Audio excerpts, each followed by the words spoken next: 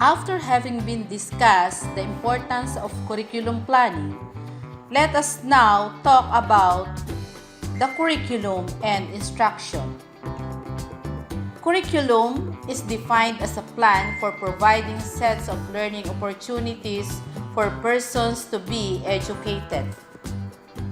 It may be regarded a program, a sequence of courses, or learning experience that exists for the learner, providing him with education experiences in order to effectively pursue the general aims the schools are to pursue. Saylor pointed out further that the term plan should be viewed as an intention rather than a blueprint, that planning opportunities for learning requires making choices, and that plans have no impact until they are set in motion. In this context, learning opportunities remain only opportunities until learners become engaged with the opportunities. On the other hand, instruction is defined as the actual engagement of learners with planned learning opportunities. Thus, instruction can be thought of as the implementation of the curriculum plan. Saylor also emphasized that the terms curriculum and instruction are interlocked. Thus, without a curriculum plan, there can be no effective instruction, and without instruction, the curriculum has no meaning. Despite the variety of definitions of curriculum gathered, there is at least a common denominator in these definitions, that is, the curriculum exists for the learner, providing him with education experiences in order to effectively pursue the general aims the schools are to pursue. Additionally, the curriculum must possess specific criteria in order to effectively assist the educator to meet the requirements for teaching and learning. It depends on the school of thought one embraces. It is readily seen that curriculum is an indispensable ingredient in the school. Without this curriculum, there is no school. What the Constitution is to state, the curriculum is to an educational institution. Here is the possible relationship of curriculum and instruction. The definitions for curriculum and instruction suggest that a relationship should exist between what is taught and how is taught. To suggest that these entities have no relationship defies common sense. That leaves two possibilities. Curriculum and instruction could either be disjoint entities with some interrelated functions or not disjoint, sharing several functions. Each possibility is described in this model. Curriculum and instruction can be thought of as separate but interrelated entities. This means that although curricular functions are separate from those for instruction, the effects of decisions in one entity affect decisions in the other. A number of models have been proposed that show curriculum interrelated with instruction. Furthermore, curriculum and instruction are systematically related. Curriculum system decisions feed into an instructional system, as you can see in this figure. This model shows the relationship between curriculum and instruction in a technical approach. Frequently, in this model, the curriculum and instructional functions are handled by different sets of people. Curriculum developers select and sequence content from the available teachable cultural content in the form of intended learning outcomes to actions that are clearly curricular functions. Based on their repertoire of teaching strategies, instructional planners or teachers deliver instruction that enables students to attain actual learning outcomes. As part of this process, teachers choose additional content from the same source that helps students learn the intended outcomes. For example, teachers who provide vocabulary development instruction often use similes or metaphors as instrumental content to help students learn meanings of new words. In this model, curriculum clearly guides instruction, although an evaluation system is not shown in the figure. Johnson's model requires that observable evidence be gathered in the instructional system. These empirical results are fed back into the curriculum system, setting up potential changes in the curriculum and completing the cycle. Curriculum functions are separate from but related to instructional functions. In this approach, the planner teacher begins by identifying a general area for study, clearly a curricular function. Then, the teacher guides the initial shared experience and assists students in interactions among themselves with the content and teacher. These interactions make the area of study meaningful through a series of instructional functions such as sharing experiences, observation, recording expressions, questioning, analyzing, and hypothesizing. In the diagram, these interactions are noted by double-headed arrow suggesting two-way activity between students and teacher. The planner teacher may also provide further input and foster closure. Beyond the first step in this particular mode, curriculum and instruction are not easily distinguished. As we have learned, curriculum is a plan, a set of learning content and experiences that are selected, planned, organized, and implemented, while instruction is implementation of the plan. These two are separate concepts but dependent upon each other. Instruction could be viewed as the means used to teach that which is taught.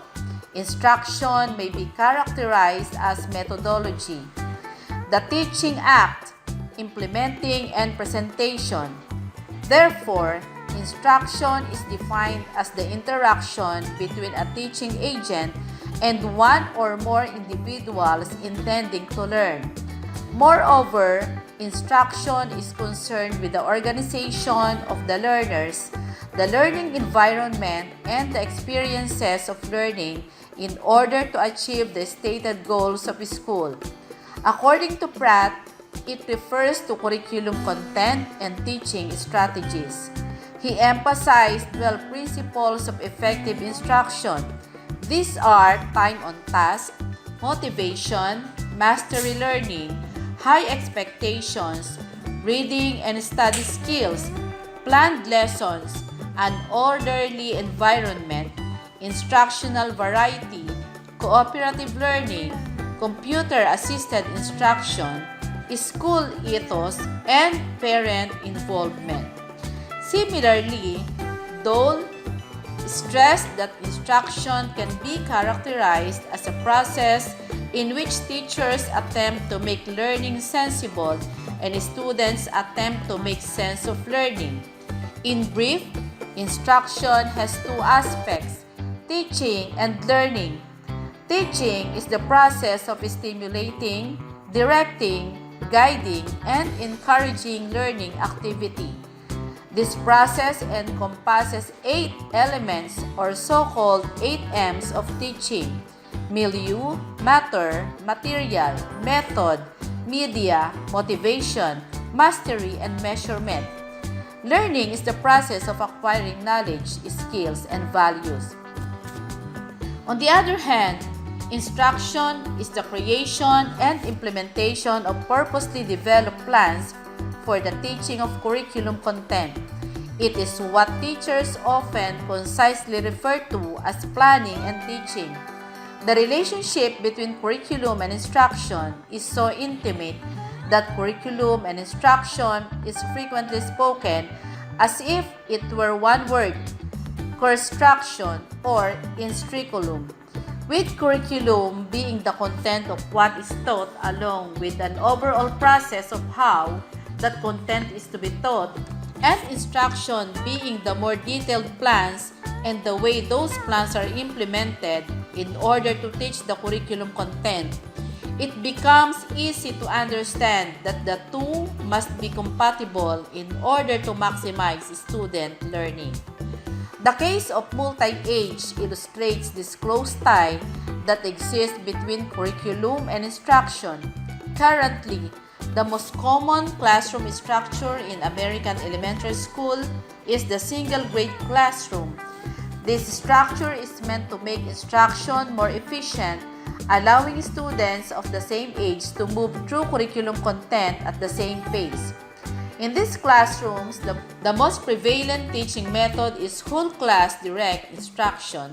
Because of the dominance of this structure nationwide, commercially available curriculum and state learning standards are designed to be implemented in this type of learning environment. Some educators, in their efforts to improve education, have switched from a single-grade classroom structure to a multi-age one. The multi-age structure purposely places students of different ages together in the same classroom while supporting an individualized continuous progress instructional model. While changing the structure of the classroom, multi-age educators also change the instructional methods they use in order to better match the needs of their diverse group of students.